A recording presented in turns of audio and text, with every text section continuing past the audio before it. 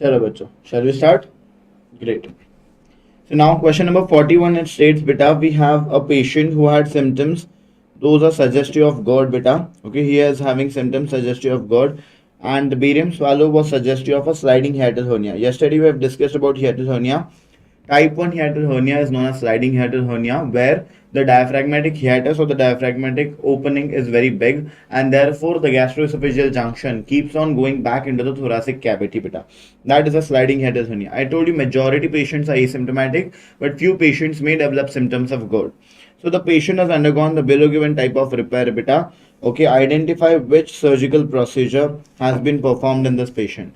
Now this is very classical beta. What are we able to see? We are able to see beta that the fundus of the stomach have been pulled up and it has been wrapped around the esophagus. Now there are three types of surgeries beta. This, when we pull up the fundus and we wrap or suture it around the lower esophagus beta, this type of surgery is always called as a fundoplication, wherever we are plicating the fundus around the esophagus. Now fundoplication is of three types mainly, which is the first one that you are able to see, which is a commonest image based question of your examination. Here we are able to see a complete 360-degree wrap beta, and a complete 360-degree wrap is known as a Nissen's fundoplication. Next one important which is there beta, it is 180-degree anterior. Here you are able to see a 180-degree anterior wrap. 180-degree anterior wrap is known as a Dors fundoplication, and here you are able to see a 270-degree posterior wrap beta, and the 270-degree posterior wrap is known as Taupet's fundoplication. Remember this P for posterior, right? It is a 270-degree posterior wrap. So what is your answer now? Now answer it is A, B, C, D. Which one? We know Nissen's fundoplication or fundoplication surgeries are the surgery of choice for two conditions. One, cases of GERD. Second, patients of hiatal hernia beta. Yes, here it is not a complete wrap beta. It is a 270-degree posterior wrap. And as you are able to see beta, it is not a complete wrap, rather a 270-degree posterior wrap. Answer has to be option C, that is a Taupet's fundoplication. It is nothing else but option C, basically Taupet's fundoplication that needs to be remembered. Okay. Important is Belsey Mark 4 repair which is there. It is 270-degree anterior one, but it is not commonly done beta. Okay. Belsey Mark 4 which is there, it is 270-degree anterior, but it is not commonly done usually. Okay. So that is important.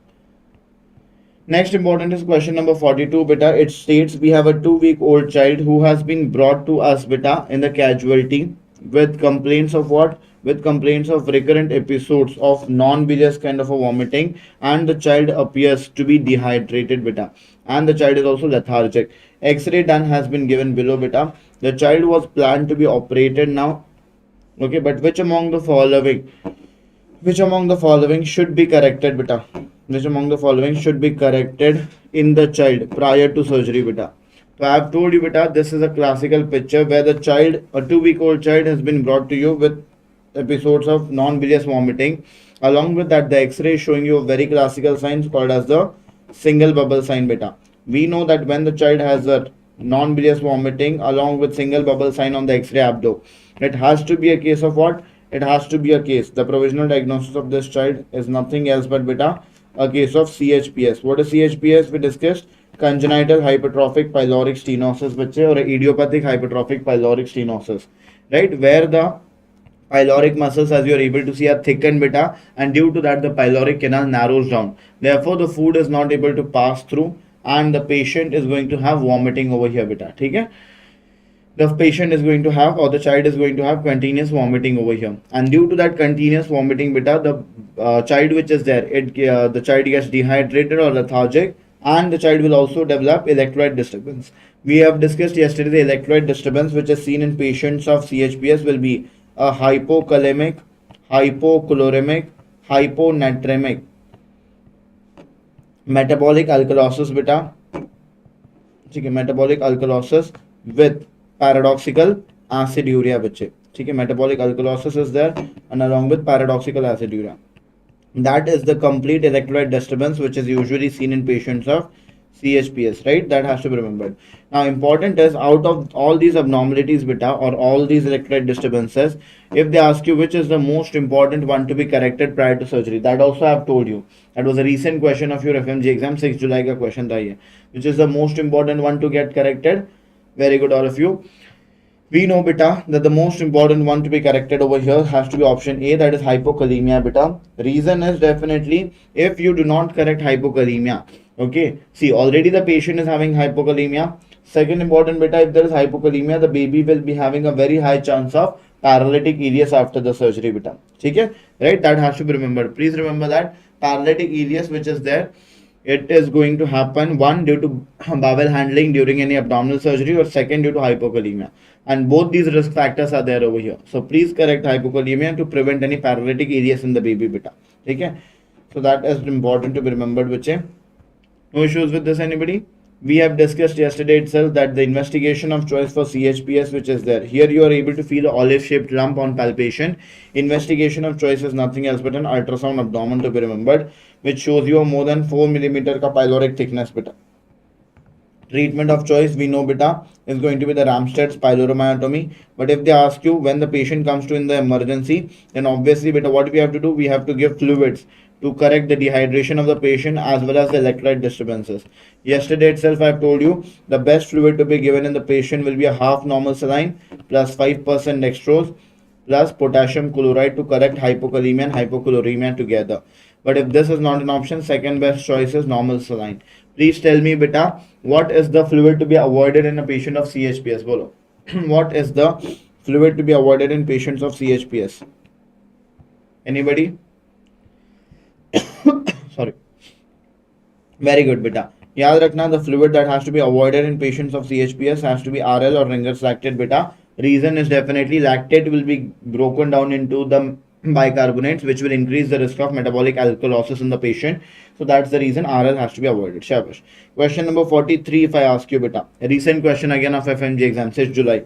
A patient presented to the OPD with a complaint of discomfort and dilated tortuous vein beta in the leg region.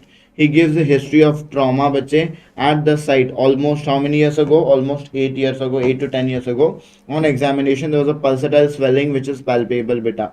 What is the likely diagnosis in the patient? Bolo.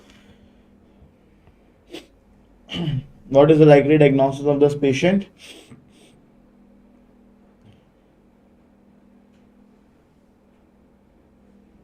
मैंने कल ही बोला था बेटा that is a, and I've even when I was teaching I've told you that this was a common mistake done by everyone.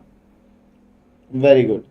It was a common mistake done by everyone. See, definitely they are saying dilated tortuous vein, that's fine. Dilated tortuous vein could be a varicose vein in the leg region beta.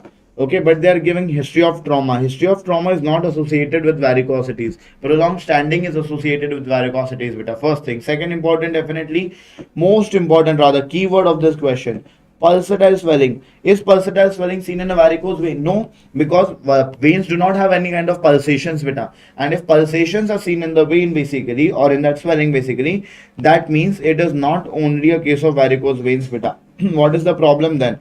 Here basically there is an artery which is having an abnormal connection with the vein beta. That means there is a case of an arteriovenous fistula.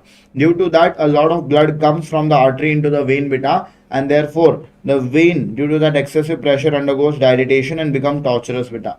Okay, because of that, a lot of blood is coming from the artery into the vein beta. That's the reason the vein becomes dilated and tortuous. And as the artery will push more blood with each pulsation beta, this swelling is going to show you pulsations. So agar pulsatile swelling दिखती है, I've told you beta, pulsatile swelling is a very important or a classical keyword for option D, that is an AV fistula or an arteriovenous fistula. Clear है बात? I've told you in an AV fistula beta, this is how an AV fistula will look like.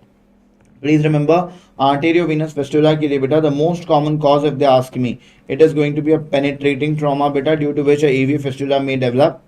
Yes, apart from that, infections, malignancies, okay, even iatrogenic, multiple causes are there which can lead to AV fistula, but the leading cause is penetrating trauma. First thing. Second important beta, if I talk about AV fistula, patient will have a discomfort, pulsatile swelling which is present. Investigation of choice, if they ask you, I've told you beta, only AV fistula is the condition where investigation of choice is usually an MR angiography beta. Okay, and if they ask you treatment, see, if the patient is asymptomatic beta, nothing has to be done, only observation. Because when the patient is asymptomatic, the patient will not even come to us. Okay. But when the patient is having symptoms beta, then we have to block the AV fistula with the help of and angioembolization, where we inject an embolizing substance at the site of fistula so that the connection gets blocked over there. Clear है बात? That is important beta.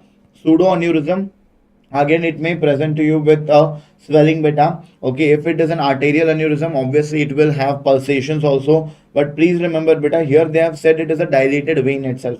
So if it is a dilated vein, it cannot be a case of pseudoaneurysm. First thing. Second, hemangioma basically is a tumor beta which is arising. So hemangioma होता तो mass would have been there. ठीक है, pulsations or pulsatile swelling can be seen in hemangioma again, but again hemangioma is less commonly seen basically in the lower limb veins beta. Varicose veins के लिए pulsations are never seen in a varicose veins. That has to be remembered. And history of trauma also doesn't give a history of varicose veins at all. Clear about that? Has to be cleared. Now important is I have told you to remember 4 pulsatile things beta. First, pulsatile swelling when they say it is a arteriovenous fistula. Pulsatile bony metastasis when they say it is from the renal cell carcinoma. Pulsatile proptosis when they say it is a case of cavernous sinus thrombosis. And pulsatile tinnitus when they say in ENT it has to be a case of glomus jugulare or glomus tympanicum. Clear about? These are the important pulsatiles beta, remember for that for the examination. Next is question number 44, integrated with path and medicine. Question says beta, here we have a 35-year-old male who has been diagnosed with cellulitis beta, and the patient was started on clindamycin, but he presents to us with watery diarrhea and there is an abdominal pain. Colonoscopy has been performed beta, and the following picture was obtained. Which among the following is incorrect about the condition of the patient beta? Now, what do you think is the likely condition of the patient? Make a provisional diagnosis for this condition, anybody? What do you think is the likely provisional diagnosis of this patient?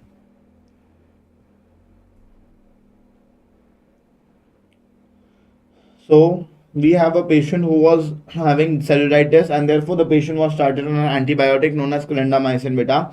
After that, the patient develops watery diarrhea and abdominal pain.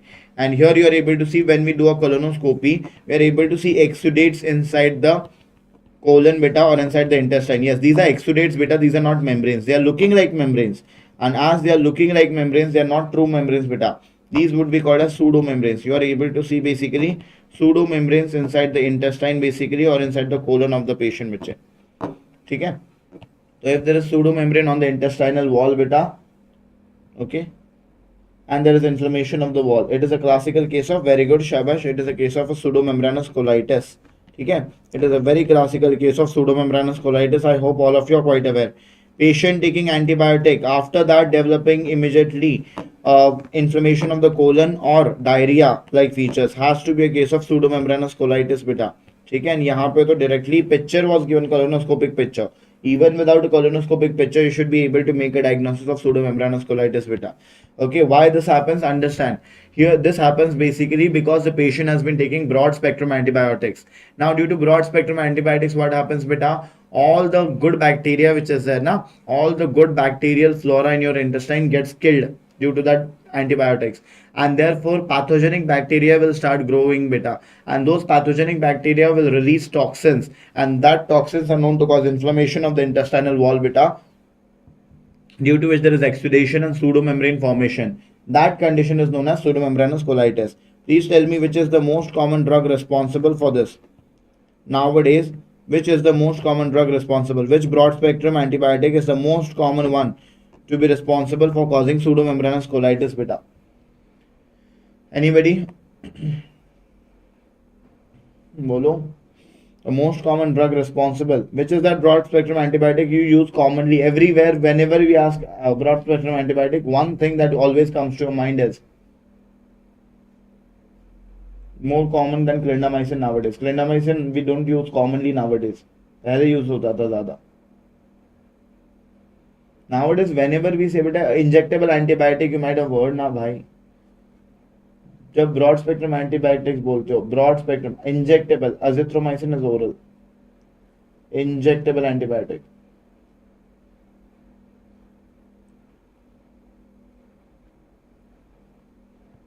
बेटा third और fourth generation cephalosporin, सेफ्ट्राक्सोन, Monocef. ठीक है, याद रखना Monocef और सेफ्ट्राक्सोन which is there, that is your third generation cephalosporins which are there. Those are definitely the most common ones responsible for causing this problem, followed by clindamycin. पहले clindamycin was the answer. Now it is to be third generation cephalosporins, which are more commonly used. Ceftriaxone regular basis पे use होता है बेटा everywhere. ठीक है, so that has to be remembered. So this is the classical case of pseudomembranous colitis. Now this antibiotics are going to kill the good bacteria in your intestine beta, and they are going to cause growth of a pathogenic bacteria. What is that pathogenic bacteria which grows? The pathogenic bacteria which is going to grow in this condition beta is classically known as Clostridium difficile. And this Clostridium difficile which is there, it is known to release toxins, and those toxins are going to cause the problem. It is known to release beta cytotoxin, like toxin A and toxin B is going to be released. ठीक है, so that is important. These are known to cause inflammation. ठीक है, treatment क्या करोगे बेटा? Obviously in treatment we have to stop the offending drug. That means we have to stop the antibiotic beta which is causing this problem. So stop the drug basically which is causing this problem. And second important beta, the drug of choice if they ask you. So either you can give oral vancomycin to the patient beta for severe conditions. ठीक है, oral vancomycin can be given to the patient, or we can even use fidaxomicin beta. Even metronidazole is used in certain conditions, but याद रखना usual cases के लिए fidaxomicin can be used, but severe cases के लिए vancomycin is required. Usually vancomycin is an injectable drug, but only one oral indication of vancomycin is nothing else but pseudomembranous colitis beta. ठीक है, so that is important. So option A says beta it is diagnosed by stool cytotoxin assay. Yes, that's a true statement beta. Stool cytotoxin assay will be used to diagnose this condition. Option B says Clostridium difficile is the pathogenic organism responsible for this condition. Yes, obviously it is the one that is responsible. Fecal microbiota beta. Fecal microbiota transplantation is an emerging treatment. Yes beta. If you do a fecal microbiota, that is basically the microbial flora in the intestine, if you are going to transplant that, the good microbes basically in the intestine, will that help in the treatment? Yes, because if good microbiota has been transplanted, but obviously it will prevent the intestine from any kind of inflammation or damage. Surgical resection of colon is required? No beta, only antibiotics are required. Medical management is enough to treat this condition beta. No surgical resection of colon will be required in this condition. The answer has to be option D, because they have asked you what is the incorrect about the following condition. So surgical resection is not required for the following condition. Okay. Next is question number 4. We have discussed about this. We have a 35-year-old male beta who came to the OPD with swelling in the left scrotal region बच्चे, and there is also pain in the patient. The pain usually increases beta on standing and mainly in the evening time बच्चे. On palpation basically it feels like there is a bag of worm. Okay, on palpation of the scrotum it feels as if the patient is having a bag of worm inside the scrotum. ठीक है, very classical. We know what is the most likely diagnosis. So it's very clear beta. We know that the left testicular vein which is there beta, you can see it usually drains directly beta at a perpendicular angle, basically at 90-degree angle or perpendicular to the left renal vein. Now important is, as it drains at 90 degrees in the left renal vein beta, it is not able to drain properly, and that's the reason there is pooling up of blood beta. There is pooling up of blood inside the left renal vein, and you can see there is pooling up of blood in the testicular veins as well beta. And when there is pooling up of blood in the pampiniform plexus of veins, these pampiniform plexus of veins will get dilated and they will become tortuous. Dilated and tortuous vessels, we know they are called as varicosities, and if they are seen inside the cavity, that is known as a varicocele. So inside the scrotum, when these testicular vessels will get dilated beta and they will get tortuous, that is classically known as varicocele. याद रखना, this plexus which is dilated now, that plexus is classically known as the pampiniform plexus of veins beta. That sorry, plexus which undergoes the dilatation is classically known as the pampiniform plexus of veins. That has to be remembered. And we know that due to these dilated vessels, when we palpate the scrotum, you are able to feel as these dilated vessels are a lot of worms inside that scrotal sac. So it is a classical bag of worm feel seen in patients of varicocele beta.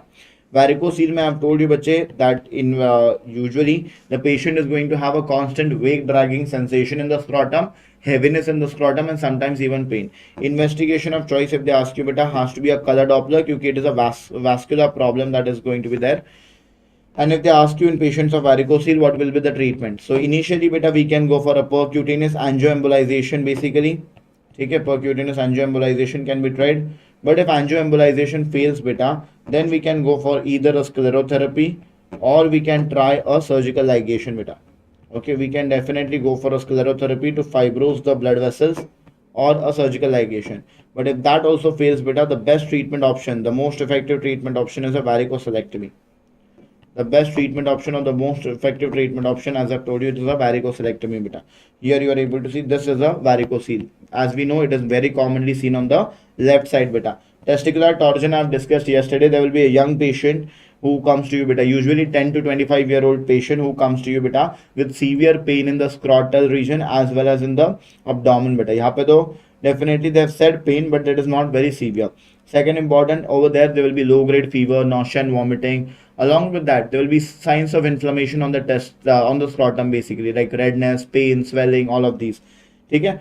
So that is important beta. And bag of worm feel will not be seen in patients of testicular torsion. That is important. Inguinal hernia beta. Inguinal hernia, if there is omentum inside the inguinal hernia, it may give you some kind of a dovey feel beta, not a bag of worm feel. Okay? So dovey feel may be seen in patients of inguinal hernia, not a bag of worm feel beta. And obviously inguinal hernias which are there, we know beta, majority of them are usually painless. Okay, most of them beta are usually painless basically. There is very few conditions where the inguinal hernia is going to be painful, like if it is an obstructed, strangulated or incarcerated hernia. In those conditions it could be painful, otherwise it is usually painless. Okay, that is important. Epididymal cyst, you have a bunch of grape appearance, you may be able to feel beta, but not a bag of worm feel. Okay, epididymal cyst, that means when in the epididymis there is small dilatation and there is formation of a cyst beta. Okay, now here you are able to see beta. These are the two conditions. I would like you to just go through it once beta. Okay, I am not included in the main notes. Reason is rare in your examinations, but at least go through it once so it will be easier for you.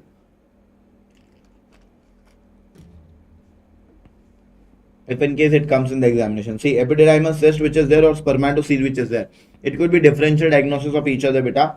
First condition, epididymal cyst is going to be congenital, that is present since birth. Spermatocele which is there beta, it is an acquired retention cyst. That means it happens due to retention of sperms or semen basically beta inside the testis over here.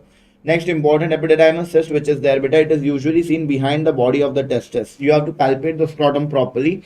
Behind the body of testis you will be able to see this. But spermatosphere which is seen beta, it is not only seen behind but even above the testis basically beta, you will be able to palpate it in the scrotum. Okay. Next important, that epididymal cyst which is there, it is multilocular beta. It is not in one location, it is multilocular and therefore it gives a classical bunch of grape appearance. Okay? It classically gives a bunch of grape appearance. Whereas spermatocele on the other hand beta, it is unilocular. Okay, it is unilocular and that's the reason it gives us the classical appearance of a third testis. So if they say in which condition basically beta you are able to palpate a third testis, so your answer has to be a spermatocele bache. Next important, in epididymal cyst there is collection of clear fluid beta, whereas in patients of spermatocele there is a barley water fluid or a turbid fluid you can say, which is going to collect. And important is beta, this barley water fluid or turbid fluid which is there now, it also contains sperms beta. That is important, that this barley water fluid also contains sperms. Important is that the epididymal cyst which is there beta, it is brilliantly transilluminant. Matlab the transillumination test will be positive, but the swelling which is there, it will shine too much beta. Okay, it will glow too much. But here the spermatocele is also positive for transillumination test beta, but it is not brilliantly transilluminant. It will shine but not too much. Okay, please remember that in cases of epididymal cyst beta, management is nothing else but excision basically, but in older patients. In younger patients beta, excision is avoided basically because otherwise there can be damage to the epididymis of the testis. So excision is avoided in younger patients, but in older patient if it is there, you can go for excision, no issues with that. Okay, and spermatocele can be easily excised whether it is a young patient or older patient beta. Clear about? This is a classical case of a testicular torsion beta. You can see definitely the spermatic cord of the patient has undergone a twisting, due to which the blood supply to the testis has decreased and the testis has undergone a complete necrosis with it. Okay? So that is important. Next is question number 46 beta. This we have discussed yesterday also, that 40-year-old female, we have a 40-year-old female who presents to us with a slow growing breast lump which is 5 by 4 centimeters in size and it is mobile which. On examination there is a bosselated appearance and the skin color changes are seen. Okay, the bosselated appearance of the tumor. Bosselated means very irregular kind of appearance is usually seen beta. This kind of a tumor. Okay, true cut biopsy is done and histopathological examination is given below. What shall be the treatment of the patient? Recent examination in PG mein, this was the question beta. Now what is seen on the true cut biopsy? Anybody? True cut biopsy पे बेटा there are usually these kind of sorry structures basically which looks like what? Which usually looks like the leaves बच्चे, ठीक है? So please remember there are these kind of structures which are basically looking like leaves basically, ठीक है? This is a leaf like structure, and whenever we know बेटा leaf like structure is seen, ठीक है? And a mobile tumor is there, it has to be nothing else but a phylloid tumor बेटा, right? It has to be a diagnosis of phylloid tumor. So if they ask you बेटा provisional diagnosis क्या होगा, so do remember बेटा that provisional diagnosis of this patient has to be a phylloid tumor itself. I've any which ways told you beta. See, phylloids usually is a rapidly growing tumor, but just to confuse you, they have mentioned beta that is a slow growing tumor. First thing. Second important, we know that phylloids which is there, though it is very huge in size beta, it will always be mobile because it always remains above the pectoral fascia. It does not invade the pectoral fascia. And bosselated appearance is very classical of the phylloid tumor beta, bosselated appearance, ठीक है? Along with skin color changes due to pressure necrosis beta, that is another hint, okay? And lastly, the histopath confirms your diagnosis where you are able to see leaf-like structures beta. Answer has to be a case of nothing else but phylloid tumor. So what is the management? Bolo. What has to be your answer? A, B, C, D. Bolo. What is going to be your answer? A, B, C, D.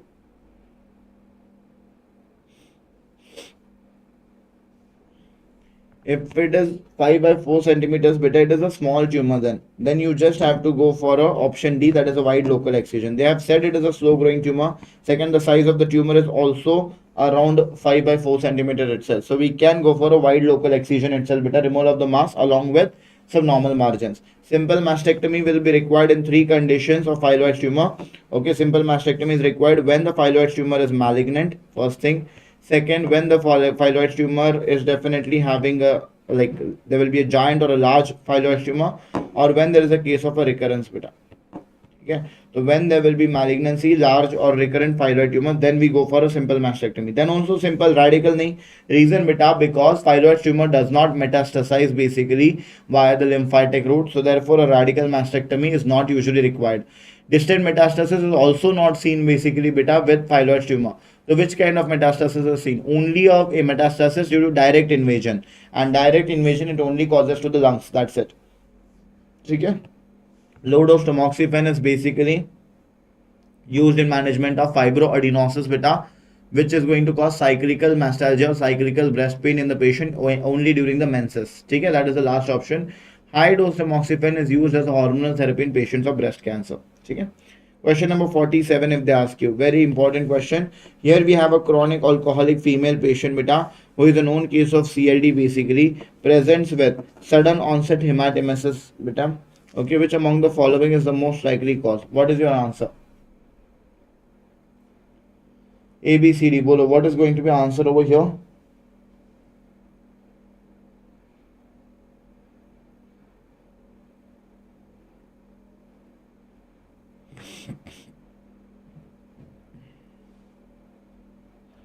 Read the question properly. Very good, Sultan. Yes. This is a previous year question of your examination. And this is nothing else but a case of option C, that is bleeding esophageal varices. Q. Beta, did I say any kind of binge drinking episode? Did I say any kind of binge drinking, binge eating episode over here? नहीं बोला ना मैंने question में. Next, did I say any kind of vomiting or retching episode over here? No. So if there is no binge drinking, if there is no vomiting, and even without that, if the patient is having bleeding, how it could be malarious? Malarious tear है ना वो. So for tear to happen, definitely the pressure inside the esophagus should increase na. Okay, and if the pressure in the esophagus is not even increasing, so how a tear can happen in the esophagus? So obviously it cannot be malarious, nor it can be Boerhaave syndrome beta. ठीक है, perforated peptic ulcer will cause perforated peptic ulcer may cause hematemesis beta. But please remember, perforated peptic ulcer अगर होगा तो the patient will have a hollow viscous perforation, and the patient will come to you with features of peritonitis along with pneumoperitoneum showing a X-ray showing a gas and a diaphragm. Right, that is the patient of this one. CLD has, yes, they have said that the patient is a chronic alcoholic, that's fine, but they have said the patient is a known case of CLD. What is CLD? chronic liver disease. And CLD matlab chronic liver disease beta, and chronic liver disease is nothing else but cirrhosis, right? I've told you this. Chronic liver disease matlab hota hai the patient is a known case of cirrhosis. Now if the patient is having cirrhosis beta, we know the liver of the patient will be undergoing fibrosis, and due to that, what is a complication of cirrhosis that may develop in the patient? Due to cirrhosis beta, the patient develops a problem called as portal hypertension. The complication of cirrhosis is going to be portal hypertension, bache. And due to portal hypertension, the pressure inside the portal vein will be high. And if the pressure in the portal vein is high beta, the pressure at all the sites of portosystemic shunts is higher. That means, first of all, the pressure inside the lower esophageal vessels is high beta. Therefore, the patient will have dilatation and tortuosity of these lower esophageal vessels. And these dilated and tortuous lower esophageal vessels beta are what are called as the esophageal varices. So initially when the pressure increases, these esophageal varices are going to form, but when the pressure exceeds too much, then they are going to rupture and they will cause bleeding. We know that esophageal varices which are there beta, they usually form at a pressure of more than 10 millimeters of mercury, whereas they start bleeding at a pressure of more than 12 millimeters of mercury. A lot of people are confused with this. ठीक है, तो याद रखना, form at more than 10 millimeters, bleed at more than 12 millimeters of mercury. Whereas second important beta, we know that the second site of portosystemic anastomosis is around the umbilicus. So these periumbilical veins will also undergo dilatation and become tortuous, leading to formation of the classical appearance known as caput medusae beta. याद रखना ये बात.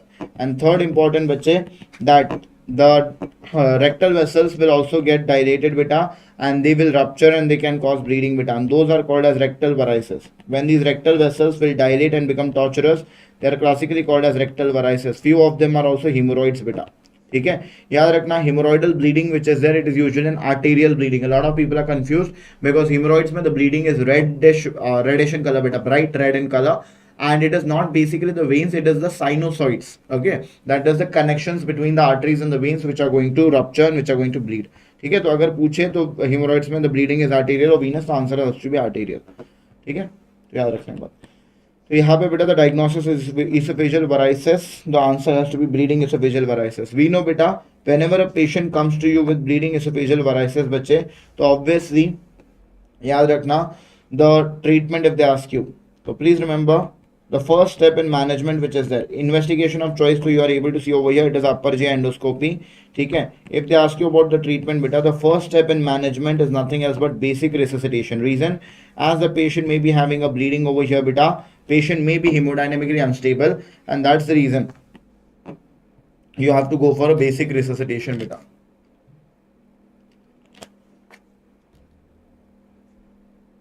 ठीक है, so that is important. If they ask you what is going to be the treatment, what is going to be the drug of choice of the patient, I've already told you beta, the drug of choice is nothing else but IV octreotide.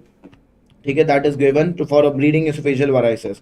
But if they ask you what is the best agent बच्चे, the best agent which is there, it is IV terlipressin. If terlipressin is available, that can be considered as drug of choice. But in majority of the developing countries, terlipressin is not available and it is expensive. Therefore, it is the best agent but not drug of choice for majority countries. ठीक है.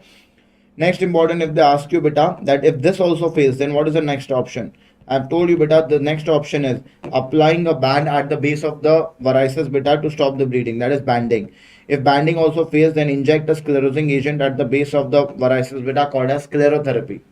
And if sclerotherapy is also failed, then definitely the final option is a surgery beta, and that surgery is known as TIPS. What is TIPS? Transjugular intrahepatic portosystemic shunt beta. Okay, transjugular intrahepatic portosystemic shunt. Now till the TIPS beta, basically please tell me that what is the tube that will help in controlling the bleed beta? What is the tube that will help in controlling the bleed till the TIPS surgery is being performed?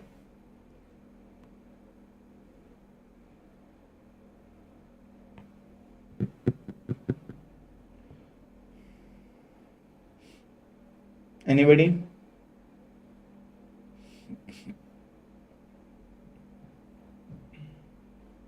Very good. It is the Sengstaken-Blakemore tube beta. Shabash. It is the Sengstaken-Blakemore tube which will help in controlling the bleed. Now, when we have to discharge the patient beta, please tell me what is the drug of choice for prevention or prophylaxis of varices, so that the patient should not come back to us with bleeding again. Okay, what is the drug of choice for prevention or prophylaxis of the varices, so that the patient doesn't come to us back with bleeding? Very good, beta. Shabash. The drug of choice for prevention or prophylaxis of esophageal varices has to be oral propanolol, beta. Okay. So please remember the drug of choice for prophylaxis has to be propanolol. That has to be remembered. Shabash. That was all about your esophageal varices. Do remember that. Okay. Next important is question number 48, beta. We have this question which states a patient presents to us with a necrolytic migratory erythema, beta. That is nothing else but a migratory rash, beta. Okay, which changes the site. This region is associated with the tumor. Okay, this region is associated with a tumor arising from which of the following organ, beta? It is associated with the tumor arising from which of the following organ? This is the classical picture of necrolytic migratory erythema. I have told you this is a very common question in the recent pattern of FMG and NEET PG exams, beta. ठीक है, FMG में तो ये it has been asked twice or thrice. This is the classical picture of a necrolytic migratory erythema. It is very commonly associated with which tumor of the pancreas? Yes, pancreas is right, but which tumor of the pancreas? A tumor arising from the alpha cells of pancreas, beta. And the tumor that arises from alpha cells of pancreas, basically, very good, beta. It is known as a glucagonoma, beta. Shabash. It is known as glucagonoma. Please remember in glucagonoma, beta, there are 4 Ds I have told you. The patient is going to have diabetes mellitus. Why? Because excess glucagon is going to increase the blood glucose levels, beta. Second, the patient is going to have dermatitis. That is this necrolytic migratory erythema will be there. Okay, the patient is also going to develop depression at times, beta. Diarrhea also at times. Okay, so the patient is going to have diarrhea at times and the patient will have depression. These are the 4 Ds which are seen usually in patients of glucagonoma, beta. Investigation of choice, you can check the serum glucagon levels. They will be more than 1000 picogram, which confirms your diagnosis, beta. Treatment will be a enucleation or removal of the tumor could be done. Now important is, beta, if I ask you about which is the most common. Yes, DVT also it can lead to, beta. DVT के chances it can increase, basically deep venous thrombosis it can cause as well. ठीक है, deep venous thrombosis के chances it can increase. Now important is, beta, if I talk about basically, please tell me that which is the most common neuroendocrine tumor of pancreas? Which is the most common neuroendocrine tumor of pancreas? Anybody? Which is the most common neuroendocrine tumor of pancreas? Anybody?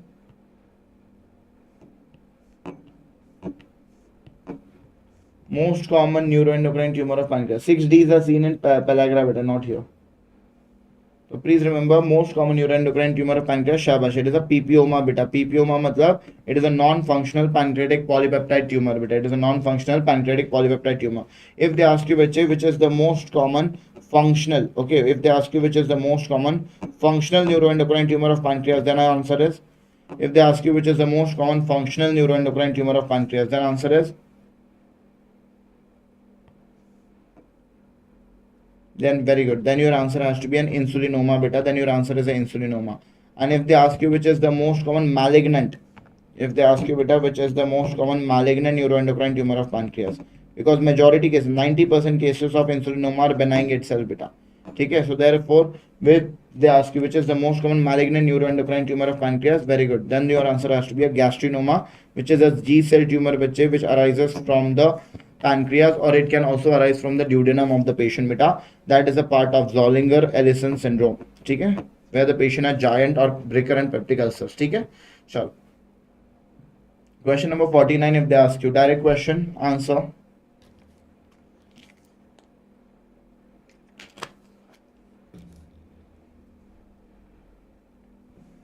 We have an elderly male, beta, and that patient has been rescued from a burning building. He was lying unconscious, basically, and when spotted by the rescue team, his face has been blistered and the eyelids which are there, beta, they have been swollen. Okay. Blood pressure of the patient is around 114 by 76 millimeters of mercury, normal. Heart rate of the patient is 90 beats per minute, seems to be normal. Respiratory rate is around 30 breaths per minute, that is increased. Normally it is 12 to 20 breaths per minute. Here it is tachypnea which is seen. Next step in the management would be, bolo. Next step in the management of the patient should be ABCD. What should be answer? ABCD. What should be your answer, beta?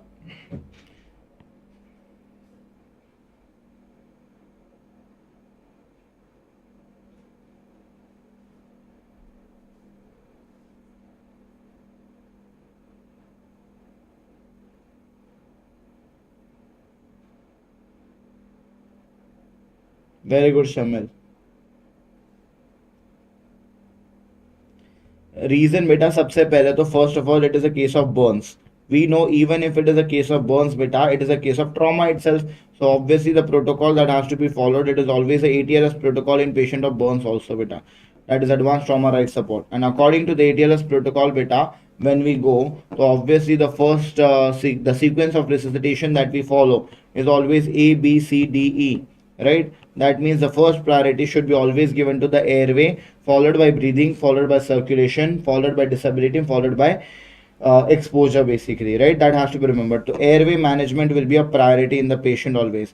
Now तुम बोलोगे circulation comes later इन patients. याद रखना ये बात हमेशा, एटीएलएस protocol जब भी follow होता है सर्कुलेशन कम्स लेटर. ठीक है, तो airway management is given a priority. Now airway management के लिए दो चीज़ें यहाँ पे. C immediate CVP insertion is done for circulation management. Normal saline 1000 ml bolus is done for circulation management बेटा. That will be a next priority. Even if my patient's BP was low, यहाँ पे तो patient का BP normal दिया है तो क्यों दे रहे हो फ्लूइड्स पहले? If the patient BP has been given normal, why you are giving fluids to the patient then? What is your need to give the fluids to the patient immediately, right? Wait for some time. ठीक है, तो obviously the need of fluid is not even there, and even if it was there बेटा, it will not be a priority. Priority is airway management always. Now there are two options, either oxygen by bag and mask और endotracheal intubation. What will be your choice, anybody? Oxygen by bag and mask or endotracheal intubation. If it was only a case of burns beta, even an oxygen by bag and mask would have worked.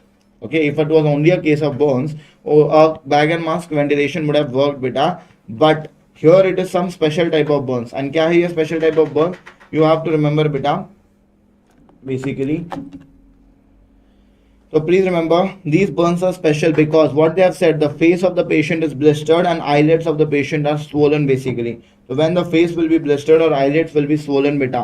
Okay, what is this type of burns called? As I have told you, if they say beta, it has to be a case of inhalational burns. I've told you yesterday also, when they say there is burns at the level of face or neck, or the patient is having burns the patient was trapped in a closed burning room, or there was hoarseness of voice, or definitely beta the patient's nasal hairs have been signed off, okay, or there were black or carbon deposits inside the sputum. All of these are features of inhalational burns.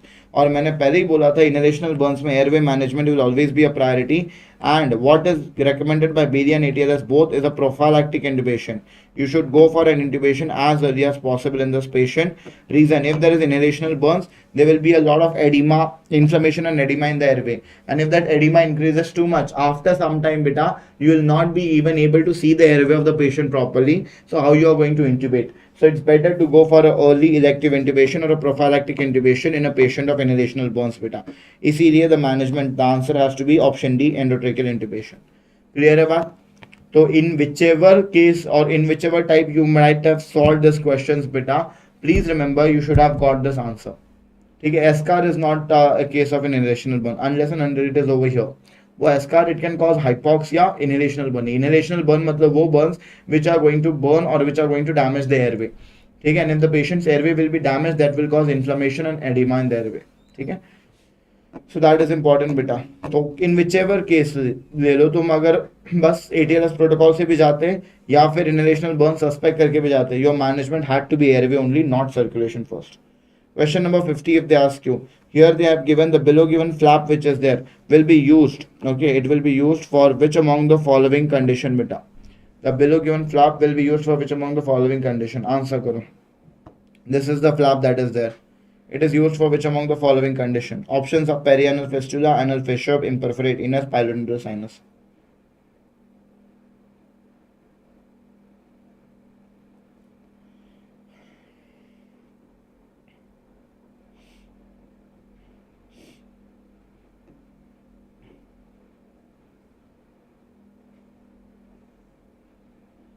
Yes, so please remember perianal fistula के लिए तो we have seen yesterday बेटा that perianal fistula के लिए we go for either a fistulotomy or a fistulectomy for a low fistula and set-on insertion for a higher fistula. उसके लिए तो करते नहीं है.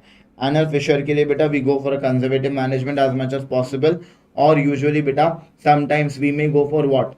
We may go for a lateral anal sphincterotomy if the patient's condition is not relieved. Imperforated anus is anorectal malformation beta, जिसके लिए we have to do a posterior sagittal anorectoplasty. Answer has to be option D, that is a pilonidal sinus, which is also called as a Jeep driver's bottoms disease. Reason, the flap that is shown beta, it is which shape flap? Rhomboid shape flap beta. So here you are able to see that there is a rhomboid or a limboid flap, and we know whenever there is a rhomboid or a limboid flap beta, please remember that whenever there is a rhomboid or a limboid flap, the patient is going to have the patient flap will be used for pilonidal sinus.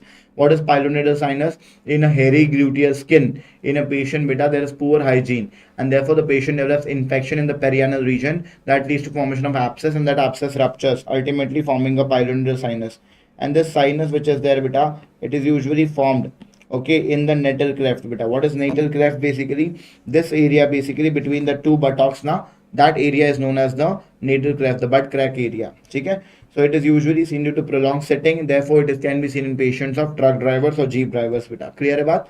In this condition beta, if they ask you what is another procedure that is done, usually we can also go for a Bascom's procedure beta. The Bascom's surgery or a Bascom's procedure could also be done, but even a rhomboid or a limboid flap can be used beta for the management. What is this flap over here? You are able to see beta, this flap which is taken, it is basically a tram flap that we have taken over here. And if I talk about the tram flap, we know it is the most common flap used for the surgery beta. ठीक है, यहाँ पे you can see definitely the flap is taken in this manner. So this is basically the tram flap beta, which is the most commonly used flap for breast reconstruction surgery. Which for breast reconstruction surgery, the most commonly used flap is a tram flap, that is a transverse rectus abdominis myocutaneous flap. And we know that in transverse rectus abdominis myocutaneous flap beta, there is a high risk of abdominal wall hernias beta.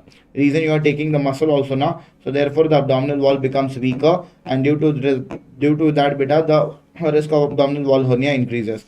Whereas in patients of DIP flap beta, the deep inferior epigastric artery perforator flap, वहाँ पे you are not going to take muscle, you are only going to take the skin and the fatty tissue beta. That's the reason definitely in DIP flap, the chance of umbilical hernia, the abdominal wall hernia is not seen beta. Therefore, it is considered as the best flap.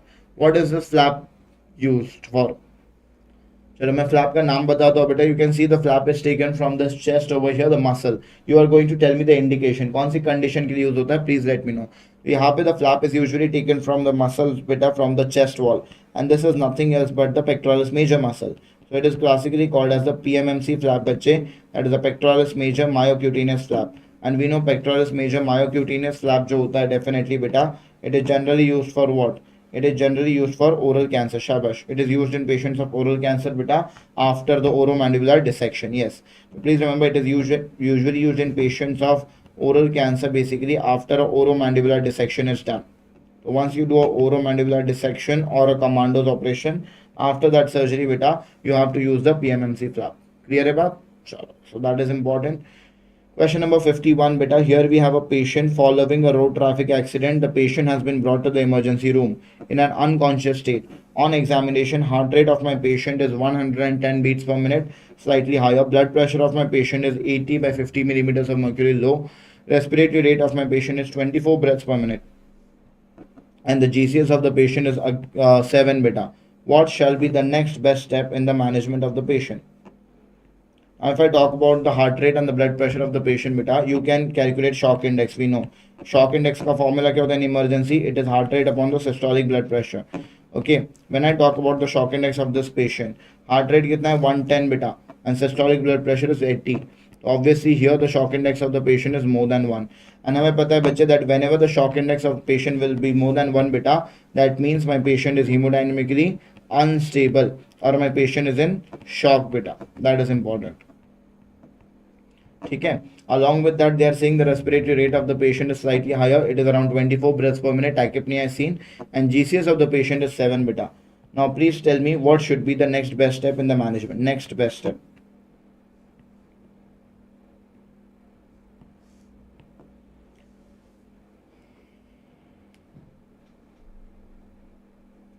What should be the next best step in the management of the patient beta? Please tell me that.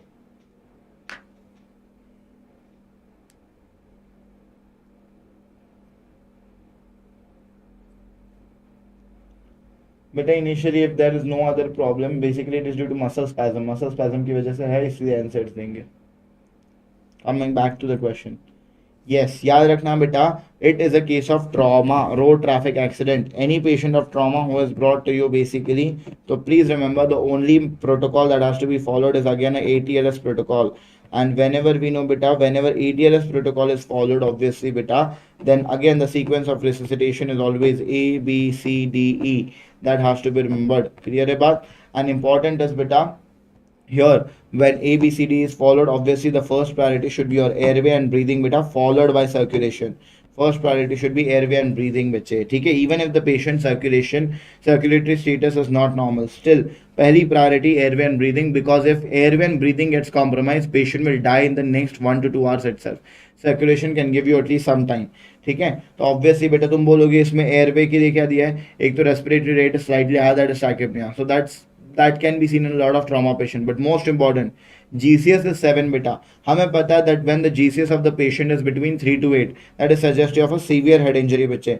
And we know that in patients of severe head injury beta, obviously बच्चे, or in patients of low GCS, okay, याद रखना, all the reflexes of the body will be diminished, including the cuff reflex. That's the reason beta the patient will have a very high risk of aspiration. There will be a very high risk of aspiration definitely. And as there is a high risk of aspiration in the patient, that's the reason the patient may have an airway blockage.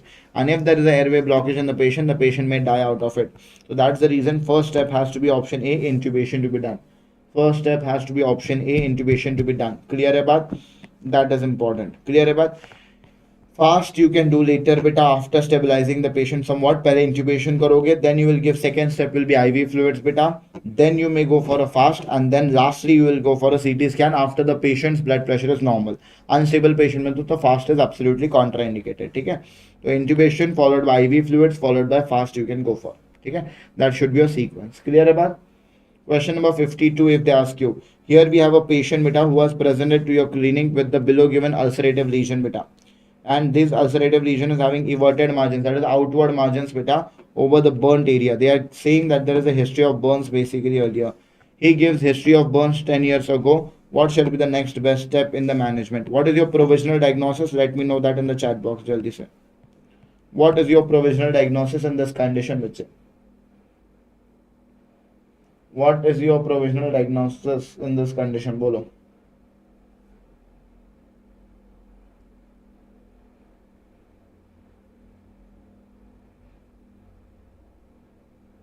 Yes, the provisional diagnosis in this condition is a classical case of, we know beta, ulcer developing usually in the leg region or mainly with a history of burns beta. Ulcer developing with a history of burns, and this classical Sarkari picture of ulcers beta has to be a case of marginal ulcer. So many hints to be called it as a marginal ulcer beta. Kaise? So first of all, I have told you the same picture came in your exam previous year beta. They have given a history of burns basically. So yaad rakhna, it develops over the burnt areas. Second, everted margins will be there in this ulcer beta. Okay? So this has to be a classical picture of marginal ulcer itself. Even if the image is not given, still history of burns पे ulcer है, so more likely it has to be a marginal ulcer. And we know beta that marginal ulcer which is there, no other ulcer is pre-malignant, but marginal ulcer is a pre-malignant condition. Why it is pre-malignant condition beta? Because it will have a high risk of squamous cell carcinoma. Okay, the patient will have a high risk of squamous cell carcinoma in this condition, and that's the reason beta. Will you only go for a treatment or will you try to rule out the cancer first? You never know na, कि it seems to be an ulcer but it could be already a cancer as well beta. ठीक है, तो इसीलिए definitely beta, what should be the management? Answer has to be option D beta, incisional biopsy to be done. And once incisional biopsy has been done beta, after that we can go for a wide local excision. Why I'm saying incisional biopsy beta? Because it is a large ulcer over here. If it is a large ulcer, I cannot go for a excisional biopsy. If it was a छोटा ulcer होता, I would have directly gone for excisional biopsy, which would have even treated the condition. But as it is a large ulcer bit on the leg, you are able to see. Therefore, incisional biopsy to rule out cancer, and then a wide local excision. Okay? We know beta that the first ulcer that is seen over here in the picture is a superficial ulcer bache, and this superficial ulcer above the medial malleolus beta, okay, with sloping edges, is a classical case of a venous ulcer bache. Okay? So we know that venous ulcer which is there, it is going to be a superficial ulcer with sloping edges basically. ठीक है, an important beta यहाँ पे it is usually seen in the gaiters area of leg. What is gaiters area? This area which is there above the medial malleolus beta. We know the management for venous ulcer, if they ask you, We know the management of venous ulcer is given by a regime known as the Bisgard regime beta, where you have to follow 3 E's beta. What is 3 E's? You have to ask the patient to elevate the limb. Reason: venous ulcer is due to varicose veins beta, and in varicose veins there is pooling of deoxygenated blood, due to which definitely the patient develops ischemic necrosis and ulceration. So इसीलिए you have to ask the patient to elevate the limb so that the drainage of blood happens properly. Second, the patient has to be educated to take the care of the wound properly and get a regular dressing done. Third, E for beta, elastic compression stockings the patient should wear to prevent the varicose veins from developing further. Next important is this ulcer over here beta. You are able to see a deep ulcer over here, which is extremely painful and it is having punched out edges beta. This is a deep ulcer which is extremely painful and it is having punched out edges. Deep ulcer which is extremely painful and having punched out edges has to be a classical picture of an arterial ulcer beta. It has to be a case of an arterial ulcer. We know arterial ulcer happens due to a blockage, and जब arterial ulcer होगा बेटा तो management is nothing else but revascularization and dressing. Reason: only dressing will not help in healing the ulcer beta unless and until you will not re-establish the blood supply over there. The ulcer is not going to heal. The third one which is there beta, it is a non-healing ulcer again, but it is usually seen in the sole of foot. Okay, it is a non-healing ulcer beta which is seen in the sole of foot basically, and this is a classical picture of a trophic ulcer beta. Okay, this is a classical picture of a trophic ulcer. We know trophic ulcer is usually seen in patients of diabetes mellitus or leprosy. These are the patients beta who are having neuropathies, who have nerve damage. Therefore beta, these ulcers are going to be painful or painless. This is going to be a painless ulcer beta, first thing, and this ulcer also has a punched out edges. The punched out edges are seen in arterial ulcer also and trophic ulcer also, but the difference being arterial ulcers are extremely painful whereas trophic ulcers are usually painless beta. ठीक है, तो trophic ulcer or diabetic ulcer which is there, it develops either in the sole of the foot beta and it is going to be painless, and third important, it can be non-healing beta. As it is non-healing, इसीलिए beta you have to take care of the wound more properly and we have to apply VAC dressings in between beta. Reason: VAC dressing जो होंगे definitely it will improve the blood supply at this side and will actually help in the faster healing of the wound beta. A better healing of the wound will happen. ठीक है, so that is important to be remembered. Next important, if I talk about बच्चे, is this condition over here, ulcerative lesion seen in a patient of ulcerative colitis. बोलो, here you are able to see a ulcerative lesion beta. Okay, seen on the shin of the patient in patients of ulcerative colitis. What is this condition called as? This condition is having undermined edges beta. Inward turned edges are there. We know undermined edges are usually seen in 3 conditions. First, in the neck of a patient beta, usually a tubercular ulcer. In the genitalia, painful genital ulcer which is having undermined edges, chancroid. And third, undermined edges while ulcer in the shin of the patient associated with ulcerative colitis. Very good, all of you. Has to be a case of pyoderma gangrenosum beta. Shabash. Pyoderma gangrenosum, we know it is commonly associated with chronic inflammatory conditions like inflammatory bowel disease beta, or it is even associated with rheumatoid arthritis in some patients. Okay? It is associated with inflammatory bowel disease like Crohn's and ulcerative, and also associated with rheumatoid arthritis in some patients beta. Clear hai? So that is important. Chalo. Done with this. Next is question number 53 beta, if I talk about now. Take a question number 53. Here we have a 70-year-old patient beta. We have a 70-year-old patient who was operated with a midline laparotomy beta. Okay, the 70-year-old patient who was operated with a midline laparotomy incision for adenocarcinoma of colon. For adenocarcinoma of colon, he came to the hospital after 1 year beta. Okay, he came to the hospital after 1 year with herniation through the midline incision. Okay, with herniation through the midline incision basically, with a defect size of almost 12 centimeters. What should be the treatment option for this patient beta? Now this was the recent FMG question. Bolo. Straight away answer. We have discussed this kind of question. So they are saying beta, patient had a midline laparotomy earlier. Okay, and now definitely after 1 year of the surgery beta, patient is having herniation through the midline incision basically. Okay, whether that herniation is from the umbilicus or not, that is a different funda. But itna to clear hai ki the patient is talking about the patient is having a abdominal wall hernia or a ventral hernia, right? The patient is having a abdominal wall hernia or a ventral hernia. Itna to for sure hai. Okay, whether it is an umbilical hernia or it is a paraumbilical hernia or it could be a epigastric hernia. This is my patient definitely. okay, who was basically having a para-umbilical hernia. It seems to be umbilical beta, it is not an umbilical, a para-umbilical hernia it is. Okay, so abdominal wall hernia which is there beta, it could be anything with a defect of 12 centimeter size. What should be the treatment?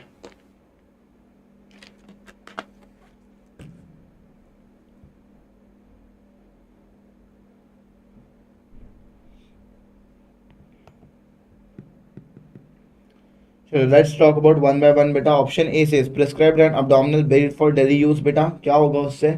Okay, prescribe an abdominal belt for daily use. No, that's not an option beta even. ठीक है, it can be done for prevention of hernia. यहाँ तो hernia already develop हुआ है ना, तो obviously no abdominal belt is going to help. Advise observation and reassessment is 6 months. No, hernia meant defect is 12 centimeters. How you can reassess that defect is not going to close on its own? Now there are two options. We have to do a repair. इतना तो fix है. Either a laparoscopic hernia repair beta, okay, with mesh, or a laparoscopic hernia repair without mesh. Now considering beta that if I say the size of the defect, it is 12 centimeters beta, big defect it is. Okay, if you try to close this 12 centimeter वाला defect beta without mesh, मतलब by herniorrhaphy, okay, by suturing, then definitely beta the chance of recurrence is going to be very high. Why?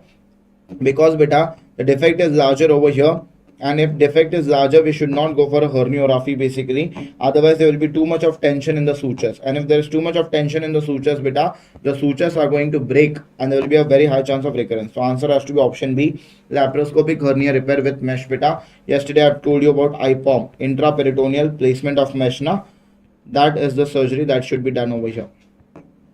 ठीक है, answer has to be option B basically. ठीक है. Next is question number 54 beta. If I talk about, here we have a patient. I have seen some people changing their answers very frequently. You should not do that, क्योंकि जब जब तुमने answer change करोगे, you are actually going to, most of the times beta, it is going to go wrong. That is the urge a lot of people have beta. I've seen people like literally landing up on 147 because they change their answers for that. ठीक है, तो changing answers is not a good idea unless and until you're sure about the answer. The first thing that comes to your mind is usually stored in your subconscious memory somewhere, easily you are able to recall that. ठीक है, so do not keep on frequently changing your answers. The question number 54 beta, here we have a case that says a patient presents with dysphagia, halitosis and a swelling in the lateral aspect of the neck beta, which on pressing, okay, on pressing the swelling, it gives rise to a gurgling sound beta. Barium swallow has been given in the image below. What is the likely diagnosis? We know beta, what is this sign? First of all, please tell me. Whenever you press this neck swelling beta, you are able to hear a gurgling sound, this kind of a sound beta. What is that sign called as classically? That's the reason beta I have told you not to change answers. Okay? So on pressing the swelling, what should be done? Bolo. Very good, classical. Shabash beta. It is the Boise sign, bache. Okay? So please remember that when you press the neck swelling and it makes a gurgling sound beta, it is classically known as the Boise sign basically. That has to be remembered. Okay? And we know when there is Boise sign along with other features, the classical triad like dysphagia, halitosis or regurgitation beta, it has to be nothing else but a case of a Zenker's diverticulum beta. Here you are able to see there is a outpouching from the posterior wall of the esophagus, bache, and that is how it looks basically on the barium swallow. We know investigation of choice is a barium swallow, or a better investigation would be a CT with oral contrast. So this is a very classical diagnosis of Zenker's diverticulum. But is Zenker's diverticulum there in option? No. So what should be your answer, anybody? What is another name for Zenker's diverticulum? We know Zenker's diverticulum is usually seen in the upper 1/3 of the esophagus. Okay, it is going to be a false diverticulum beta. It is going to be an acquired diverticulum, and it is going to be a pulsion diverticulum, bache. Okay, so these are the characteristics of Zenker's diverticulum. It happens due to increased tone of the cricopharyngeus muscles beta and increased pressure inside the esophagus. Very good. Yes, another name for Zenker's diverticulum is nothing else but option D, pharyngeal pouch beta. So yaad rakhna, the pharyngeal pouch itself is another name for Zenker's diverticulum. That has to be remembered. If they ask you beta, in this condition basically what is the treatment? So do remember, I have told you beta that if the Zenker's diverticulum is going to be smaller in size, bache, so obviously when it is less than 2 centimeters, you should go for a cricopharyngeal myotomy, where you can make incision over the cricopharyngeus muscle so that it can relax beta, with or without diverticulectomy, bache. ठीक है. Whereas if the Zenker's diverticulum is going to be more than 2 to 4 centimeters in size, there are two options. Either pick up the diverticulum and fix it properly so that there is no collection of any food over there beta, okay, and that is called as diverticulopexy, or a diverticuloesophagostomy, where you open up the diverticulum directly into the esophagus beta, and that is known as the Dollmann's operation, which is done with the help of a linear stapler. That is the management beta. Skadsky ring is this one beta, where there is a compression basically inside the esophageal wall due to a fibrotic ring. ठीक है, तो it will be seen as a compression from both sides. याद रखना how to differentiate it from dysphagia lusoria. Skadsky can be seen in the lower part of the esophagus, and secondly, it is a compression from both the sides beta. But dysphagia lusoria is only a compression from one of the sides in the middle part of the esophagus. Okay, so this is the classical case of a Skadsky ring. I told you Skadsky ring mein patient may be asymptomatic or sometimes may have a intermittent dysphagia. Treatment is nothing else but an endoscopic balloon dilatation over here. Next important बेटा अक्रेजिया cardia में तो classical bird beak appearance दिखता है बेटा वहां पे, और the pencil tip sign. Last is laryngocele बेटा. Now laryngocele you might have discussed in ENT. What is that? Here there is abnormal dilatation of the saccule beta, due to which the patient presents to you with a lateral neck swelling. वहां पे भी बेटा this is the classical picture, and we know that laryngoseal में they will give you a सरकारी history that the patient plays which music instrument. Anybody? Patient plays which music instrument commonly? कौन सी history आती है? And in laryngocele बेटा when we press the neck swelling, air goes out of that swelling बेटा, making a hissing sound, this kind of a sound बेटा, and that is classically called as which sign? We know that is classically known as the Brice sign beta, याद रखना. So if hissing sound is heard on pressing the swelling, that is classically called as Brice sign, which is seen in patients of laryngoceal beta. याद रखना है बात, ठीक है. Zenker's में gurgling sound Boyce sign, laryngocele में hissing sound Bryce sign. Yes, very good बेटा. Trumpet player की हिस्ट्री होंगी हमेशा, ठीक है. So they will say that the patient is a trumpet player who presents to you, ठीक है. तो ट्रम्पेट प्लेयर और weight lifters usually they are known to cause, they are known to have a laryngoceal beta. This is a air-filled neck swelling occurring due to the abnormally dilated saccule. X-ray or CT can be done for diagnosis. Treatment is a surgical excision over here. Okay. Question number 55, the last one. Here you are able to see beta. We have a 40-year-old woman who has been brought to the emergency, brought to the emergency following a car crash in which she was the driver. Basically, in emergency department, her blood pressure is around 80 by 60 millimeters of mercury beta. Pulse rate of the patient is around 128 beats per minute, and the respiratory rate of the patient is around 12 breaths per minute beta. It seems normal. She complains of chest and severe epigastric tenderness beta. There is chest tenderness in the patient, as well as there is a epigastric tenderness in the patient beta, which is noted. On examination, there are congested neck veins bache, as well as muffled heart sounds are also present on auscultation. The immediate priority is to perform which among the following procedures? पहले give me a provisional diagnosis and alongside give me the answer also. चलो answer कर दो इस question का एक बार जल्दी से. What do you think would be the likely answer for this case? Very good. The provisional diagnosis of this condition though is very clear beta. Yes, all of you are able to get a provisional diagnosis right. It is not a case of tension pneumothorax, it is a case of a cardiac tamponade beta, because some people may be confused with that at times usually. But cardiac tamponade क्यों बोल रहे हैं? What is cardiac tamponade? When there is a lot of blood collected inside the pericardial cavity beta, and that compresses the heart. Therefore, the heart chambers will get collapsed beta, and this condition is classically called as cardiac tamponade, which is the triad seen in patients of cardiac tamponade. We know the classical triad of cardiac tamponade is known as the Beck's triad bache. And when I talk about Beck's triad beta, the three features of Beck's triad will be, first of all, patient is going to have hypotension bache, because the heart chambers are collapsed. The incoming blood in heart is less, therefore outgoing blood from the heart is less. Next important bache, there is a non-pulsatile rise in JVP. Okay? So the second important which is there beta, the patient is going to have a non-pulsatile rise in JVP basically. And the third important, as there is a lot of blood around the heart, when you auscultate the heart beta, you are not able to hear the heart sounds properly. That is called as muffling of heart sounds or muffled heart sounds like S1 and S2 beta. So here they have said that the patient is basically having bache hypotension. Next important, there is congested neck veins, that is pooling of blood in the neck veins beta, and muffled heart sound. So obviously the Beck's triad is there beta. So it has to be a diagnosis of cardiac tamponade. And here they have said beta that the patient has come to you with cardiac tamponade after a car crash basically. So obviously here the cardiac tamponade has happened due to trauma. So it is a case of a traumatic cardiac tamponade, right? बराबर है. Most common causes penetrating trauma for a traumatic cardiac tamponade beta. So first line investigation can be a fast beta which could be done in the patient in the emergency itself, okay, which can rule out whether the patient is having any cardiac tamponade or not basically. Whereas the investigation of choice beta, the first line investigation will be a fast basically, not even a e-fast beta, fast is enough because fast may be the first probe that we gave beta is in the subxiphoid space to look out for cardiac tamponade. And investigation of choice if they ask you is the echocardiography बच्चे, ठीक है. Investigation of choice is the echocardiography. Immediate priority to perform in this patient beta, what will be done on immediate priority in this patient beta? Yes, very good. So treatment of this patient has to be option D beta, that is thoracotomy to be done.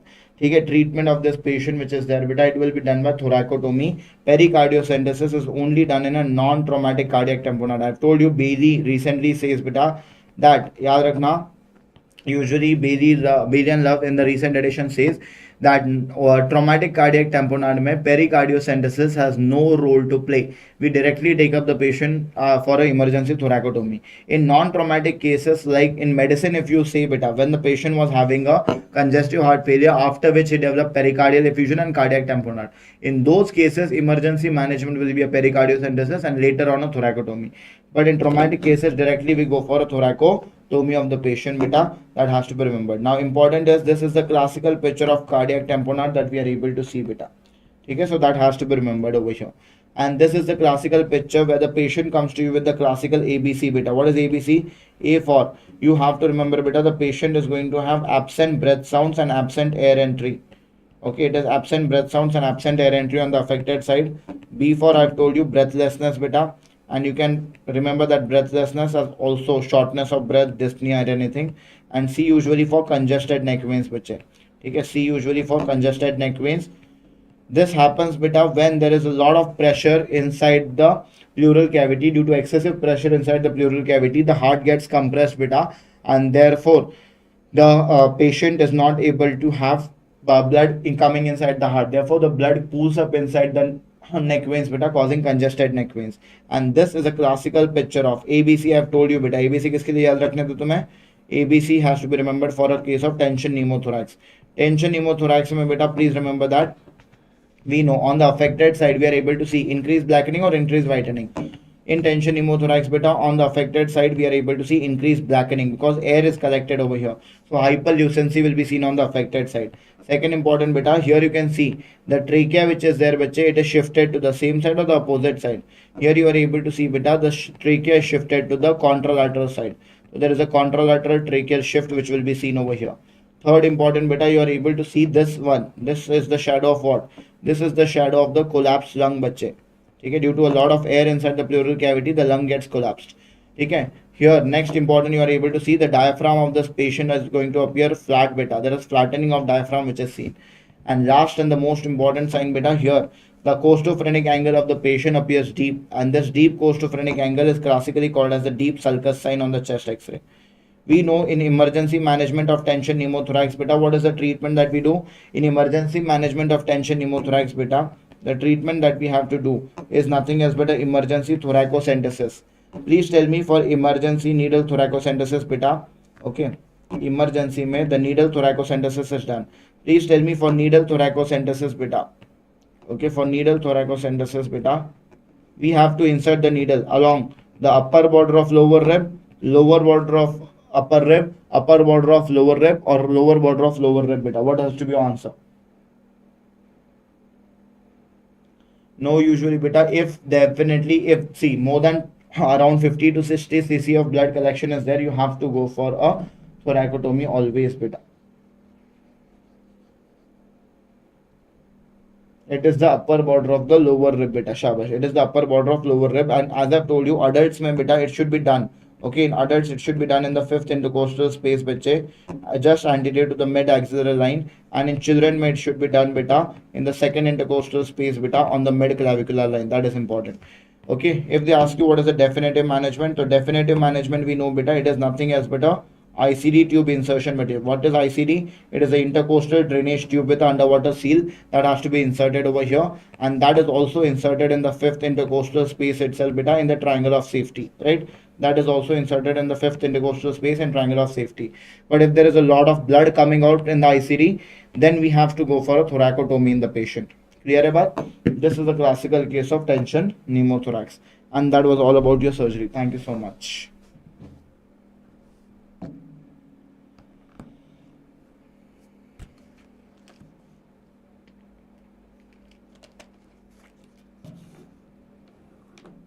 Revise properly. You're making some mistakes which are very silly, beta. Okay, with revisions and with more number of MCQs. Solve more number of MCQs, beta. Revisions तो करो ही साथ साथ MCQs solve करो, क्योंकि जब तक MCQs नहीं करोगे, you'll not be able to understand where you are lagging behind, where you are making mistakes. Okay, so please do that.